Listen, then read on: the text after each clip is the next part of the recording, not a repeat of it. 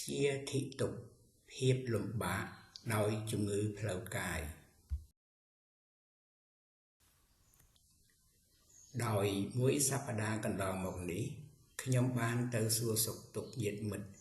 ដែលមានជំងឺព្យាបាលនៅមន្ទីរពេទ្យបានធ្វើឲ្យខ្ញុំកើតក្តីសង្វេគនឹកអាណិតដល់ពួកគាត់ដែលកំពុងរងទុក្ខលំបាកដោយសារជំងឺធម្មតាមនុស្សសត្វទេវតាទាំងឡាយលើលោកនេះគ្មាននរណាម្នាក់ប្រាថ្នាចង់បានឲ្យមានជំងឺបៀតបៀនផ្លូវកាយចិត្តរបស់ខ្លួនឯងឡើយក៏ប៉ុន្តែបមាទៈគឺសេចក្តីធ្វេសប្រហែសមិនបានការពារឬបង្ការជាមុនបានធ្វើឲ្យមនុស្សសត្វទេវតាទាំងនោះជួបនៅជំងឺនានាដោយការប្រព្រឹត្តតាមផ្លូវកាយចិត្តរបស់ខ្លួនឯងជំងឺកើតឡើងដោយហេតុ4យ៉ាងគឺ1ដោយកម្ម2ដោយអាហារ3ដោយឧតុជំងឺឆ្លង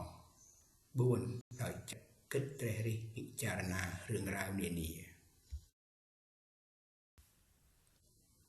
តើព្យាធិតុគឺភាពលំបាកដោយជំងឺផ្លូវកាយអាចកើតឡើងដោយសារហេតុនាំឲ្យកើតជំងឺទាំង4យ៉ាងនេះដោយរបៀបណា1ដោយកម្មជាទង្វើដែលយើងបានធ្វើហើយតាមផ្លូវកាយវាចាចិត្តផ្លូវចិត្តគឺការគិតត្រេះរិះពិចារណារឿងរ៉ាវនានាយ៉ាងណាផ្លូវវាចាគឺសម្ដីហាស្ដីនិយាយចេញមកទាំងអាក្រក់ក្តីល្អក្តីនិងមិនអាក្រក់មិនល្អក្តីក៏ដោយសារចិត្តផ្លូវកាយគឺទង្វើធ្វើតាមកាយវិការមានញាក់មុខញាក់មាត់លើកដៃលើកជើងជាដើមទាំងអាក្រក់ក្តីល្អក្តីនិងមិនអាក្រក់មិនល្អក្តីក៏ដោយសារចិត្តដូច្នេះបើចិត្តគិតមិនត្រូវអាចមានជំងឺធ្លាក់ទឹកចិត្តជំងឺតានតឹងចិត្តបើហូបអាហារមិនត្រឹមត្រូវនិងមិនគ្រប់គ្រាន់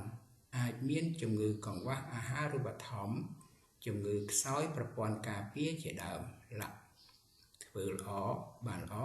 ធ្វើអាក្រក់បានអាក្រក់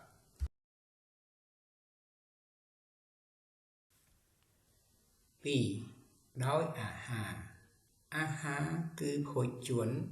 ឬគ្រឿងសម្រាប់បរិភោគចំអែតកាយអាហារមិនត្រឹមតែចំអែតកាយប៉ុណ្ណោះទេវាក៏អាចជួយការពារកាយមិនឲ្យមានជំងឺកង្វះអាហារូបត្ថម្ភនិងជំងឺមិនឆ្លងខ្លះបានផងដែរមានដូចជាជំងឺបោកកជំងឺខ្វះគ្រាប់ឈាមក្រហមជំងឺធាត់ជ្រុល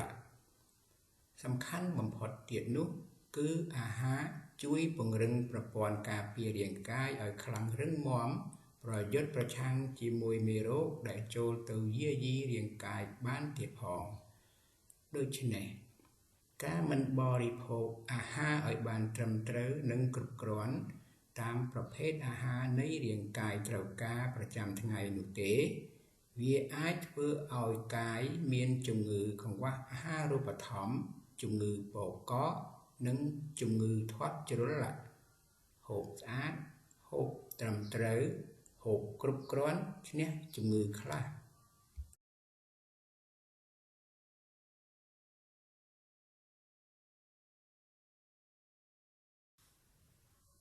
3ដោយឧតុ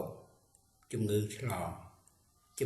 ងនានាមានដូចជាជំងឺកូវីដជំងឺគ្រុនឈាមជំងឺអាសន្នរោគជំងឺរបេងជំងឺអេដសដែលទាមទារឬតម្រូវឲ្យយើងចេះការពារការចម្លងដោយមេរោគនោះជាប្រចាំដូច្នេះបើយើងប្រហែសឬប្រមាថយើងនឹងមានជំងឺទាំងនេះដោយសារការធ្វេសប្រហែសក្នុងការការពាររបស់យើងនេះឯងមិនមានខ្មោចព្រាយបិសាចអរិយអ្នកតាណាមកកាច់ឬមកយាយីយើងនោះទេការពារប្រសើរជាងព្យាបាល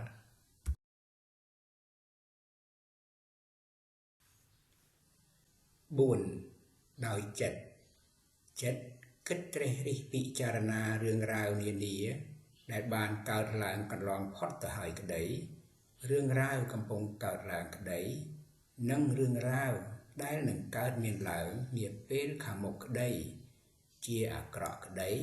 ជាល្អក្តីនិងជាមិនអាក្រក់មិនល្អក្តីសុទ្ធតែកើតឡើងដោយសារចិត្តគិតនេះឯងនៅពេលចិត្តគិតអាក្រក់ក្នុងរឿងរ៉ាវអ្វីមួយអាចធ្វើឲ្យចិត្តពង្វេងលែងដឹងអ្វីល្អអ្វីសមហេតុសមផលទៀតហើយវាអាចធ្វើឲ្យមានជំងឺធ្លាក់ទឹកចិត្ត depression ជំងឺថប់បារម្ភចិត្ត anxiety ជំងឺតានតឹងចិត្ត stress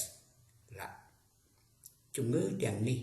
អាចនាំឲ្យលែងឃ្លានអាហារជាហេតុឲ្យកើតជំងឺកង្វះអាហារូបត្ថម្ភ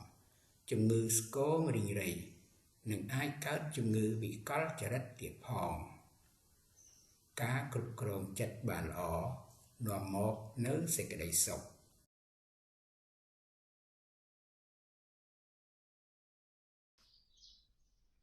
សូមសត្វទាំងឡាយទាំងពួងដែលដល់ហើយនៅសេចក្តីទុក្ខសូមឲ្យជាសត្វបាត់សេចក្តីទុក្ខទៅដែលដល់ហើយនៅភ័យសូមឲ្យជាសត្វបាត់ភ័យទៅដែលដល់ហើយនៅសេចក្តីសោកសូមឲ្យជាសត្វបាត់សេចក្តីសោកទៅសូមអនុមោទនាទស្សនកម្មផល